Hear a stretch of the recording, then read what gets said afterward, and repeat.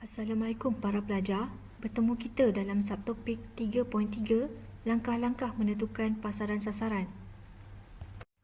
Terdapat 3 langkah dalam menentukan pasaran sasaran, iaitu yang pertama, segmentasi pasaran, yang kedua, sasaran pasaran, ketiga, pemposisian pasaran. Apakah yang dimaksudkan dengan segmentasi pasaran? Segmentasi pasaran merupakan pembahagian pasaran yang besar dan pelbagai kepada pasaran-pasaran kecil berdasarkan keperluan, ciri dan kriteria yang sama. Apakah tujuan segmentasi pasaran? Tujuan segmentasi pasaran adalah untuk membolehkan pemasar ataupun syarikat lebih senang memahami keperluan dan kehendak penggunanya. Asas-asas segmentasi pasaran terbahagi kepada 4, iaitu geografi, demografi, psikografi dan gelagat. Segmentasi berdasarkan asas geografi adalah kaedah di mana membahagikan pasaran kepada segmen-segmen atau kumpulan berdasarkan lokasi. Lokasi boleh dikelaskan kepada pelbagai kategori seperti negara, negeri, daerah dan bandar. Contohnya siaran radio televisyen Malaysia di mana terdapat program yang dipancarkan secara tempatan mengikut lokasi seperti Radio Kedah dan Radio Pulau Pinang. Segmentasi berdasarkan asas demografi pula adalah pembahagian pasaran berdasarkan faktor umur, jantina, saiz keluarga, pendapatan, pekerjaan, pendidikan, bangsa, kewarganegaraan dan pekerjaan.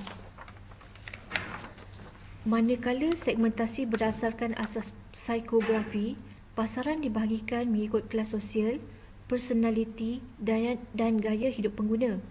Contohnya, pasaraya-pasaraya besar menjual barangan mewah untuk disasarkan kepada pengguna kelas atasan. Segmentasi berdasarkan asas gelagat pula, pasaran dibahagikan mengikut status pengguna, kaedah yang dicari, tahap kesetiaan, situasi pengguna dan kadar penggunaan. Kadar penggunaan pengguna selalunya dibahagikan kepada kategori pengguna yang banyak, sedikit atau tidak pernah menggunakan sesuatu produk. Status pengguna pula dibahagikan kepada bekas pengguna, pengguna semasa, pengguna berpotensi dan pengguna pertama kali. Pengguna yang membeli jenama yang sama berulang kali, iaitu mereka yang setia kepada satu jenama, merupakan segmen yang paling penting bagi sesuatu produk. Langkah seterusnya ialah sasaran pasaran. Sasaran pasaran merupakan proses menilai daya tarikan setiap segmen pasaran yang telah dikenal pasti dan memilih satu atau lebih segmen yang hendak dimasuki. Kebanyakan syarikat memasuki pasaran baharu dengan memilih satu segmen dan jika ini terbukti berjaya, mereka akan menambah beberapa segmen lagi. Semasa membuat penilaian tentang sasaran pasaran, pemasar perlu melihat kepada 3 faktor utama iaitu saiz pertumbuhan segmen, potensi persaingan serta sama ada sasaran pasaran sesuai dengan objektif keseluruhan syarikat.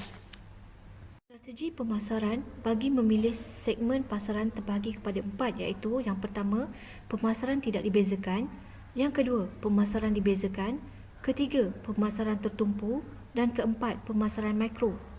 Menerusi strategi pemasaran tidak dibezakan, syarikat menawarkan produknya kepada semua segmen dengan menggunakan campuran pemasaran yang sama. Syarikat tidak mengambil kira perbezaan-perbezaan yang wujud dalam pasaran. Pendekatan ini dapat menjimatkan keuangan syarikat kerana pengeluaran boleh dilakukan secara massa atau meluas atau dalam jumlah yang banyak. Strategi ini juga digunakan oleh syarikat-syarikat besar yang mampu memasarkan kepada pemasaran massa dengan perbelanjaan periklanan yang sangat tinggi tetapi memperoleh keuntungan yang amat lumayan.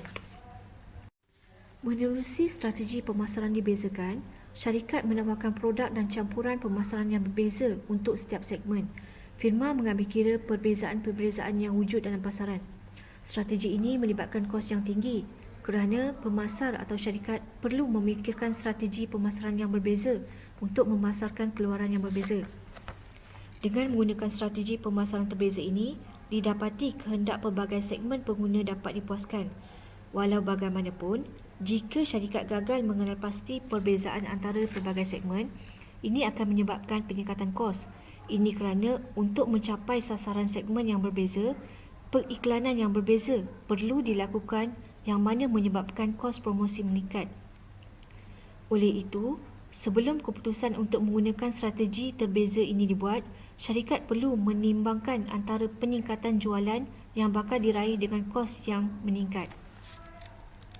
Strategi ketiga iaitu pasaran tertumpu. Syarikat akan menumpukan kepada satu segmen sahaja daripada keseluruhan pasaran. Syarikat cuba mendapatkan peratusan share yang tinggi dalam pasaran yang agak terhad. Strategi ini sesuai bagi syarikat yang mempunyai sumber-sumber yang terhad dan perniagaan yang baru mula bertapak. Kebanyakan syarikat yang berjaya hingga menjadi syarikat gergasi pada hari ini bermula dengan membuat penyasaran menggunakan strategi pemasaran tertumpu. Bagi strategi keempat iaitu pemasaran mikro, pemasaran mikro memfokus kepada sub-kumpulan di dalam segmen-segmen pasaran. Ia biasanya dikenal pasti dengan membahagikan segmen kepada sub-segmen atau dengan mendefinisikan sesuatu kumpulan dengan sekumpulan ciri-ciri yang dibezakan oleh satu kombinasi faedah yang istimewa. Syarikat cuba memasuki sub-segmen pasaran yang tidak dimasuki oleh firma-firma lain yang tidak berminat. Langkah ketiga dalam menentukan pasaran sasaran ialah pemposisian pasaran. Apakah yang dimaksudkan dengan pemposisian pasaran? Maksud pemposisian pasaran ialah usaha meletakkan imej produk yang jelas, baik dan berbeza dalam minda pengguna berbanding produk pesaing. Apa pula peranan pemposisian pasaran? 3 peranan utama pemposisian pasaran adalah: pertama, mendefinisikan produk kepada pengguna; yang kedua, membantu pengguna mengingati produk; ketiga, menyampaikan ciri-ciri yang relevan kepada pengguna seperti faedah, jenama, identiti, penggunaan imej dan lain-lain. Dalam proses pemposisian, pengiklanan memainkan peranan yang sangat penting supaya produk itu sentiasa di dalam minda pengguna.